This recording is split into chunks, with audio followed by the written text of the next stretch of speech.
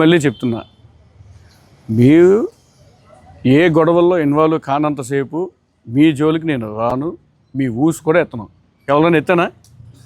ఎవడైనా గొడవలో ఇన్వాల్వ్ కాకపోతే మీ జోలికి వచ్చానా నేను? ఏ పాపం తెలియకుండా నన్ను తీసుకొచ్చేసా అన్నాడు ఒకటి చెయ్యొద్దండి. కానీ గొడవ ఆడితే మాత్రం వదిలేదు లేదు, 100% యాక్షన్ తీసుకుంటాం, తీసుకెళ్ళి జైల్లో పడేస్తాం.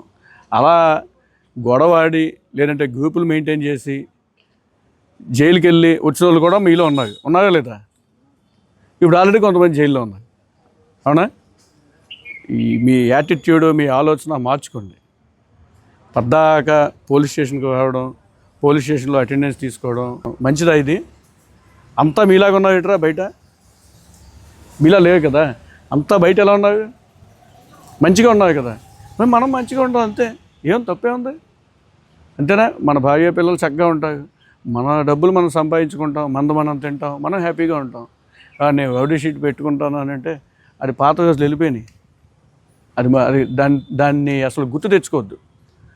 రౌడీ షీటు ఉంది, నేను పెద్ద హీరోని, నేను రౌడీని, నాకు ప్రతి ఒక్కడు భయపడతాడు, అది లేదు. వస్తే తీసుకొస్తాం, పంపిస్తాం. ఎన్నిసార్లు జైలుకి వెళ్ళగలరు? జైలుకి వెళ్ళినప్పుడల్లా బెయిల్ పెట్టాలిగా. బెయిల్కి ఎంత అవుద్ది? బెయిల్కి ఎంత అవుద్ది? 70. ఇంకా గట్టి కేసు పెడితే ₹1,00,000 కూడా అవుద్ది. మీరేమన్నా డబ్బున్న వాళ్ళ? మీలో డబ్బున్న వాళ్ళు ఏమన్నా ఉన్నారా? ఎందుకే మీకు? చక్కగా మంచిగా ఉన్నాయనుకో, ఓకే, నో ప్రాబ్లం. నాకు తెలిసి ఒక 20-30% చేంజ్ అయ్యాయని అనుకుంటున్నా. అయిందా? చేంజ్ వచ్చిందా? ఇంకా కంప్లీట్ మారిపోవాలి. అంటే సార్ మేము బాగున్నాము, మేము కాకుండా ఇది ఇలా మేము కాదు, ఇంకొకటి ఎవడో వెధవన్నాడు ఆయన వదిలేసి మా వెంట పడుతున్నాడు సార్ అని మీకు అనిపించవచ్చు. అలాంటిది ఏమైనా ఉంటే నాకు చెప్పండి, నేను యాక్షన్ తీసుకుంటాను. ఎదవలు ఉంటాయి కదా, ఎదవలనే వదలాల్సిన పని లేదు.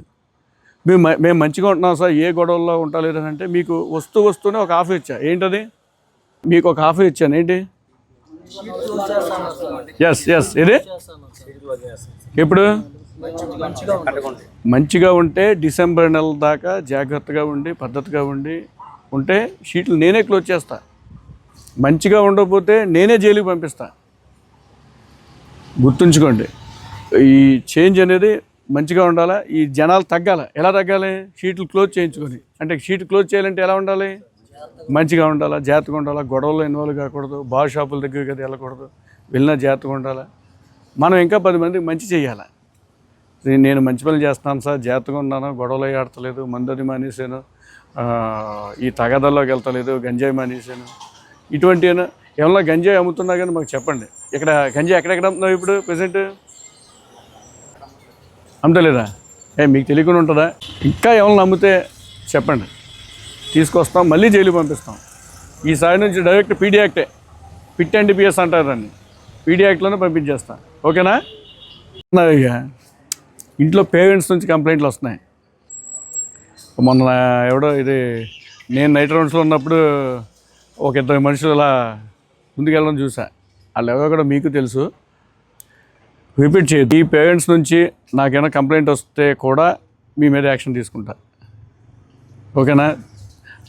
అమ్మ కానీ నాన్న కానీ ఇటు గాలి తిరుగుతున్నాడు, తిన్నగా ఉండలేదు, మార్పు వస్తలేదు, బాగా చూసుకుంటలేదు అని అంటే మీ పని అయిపోయిందే. అలా అన్ననాడు మీ పని అయిపోయింది ఇంకా. ఓకేనా?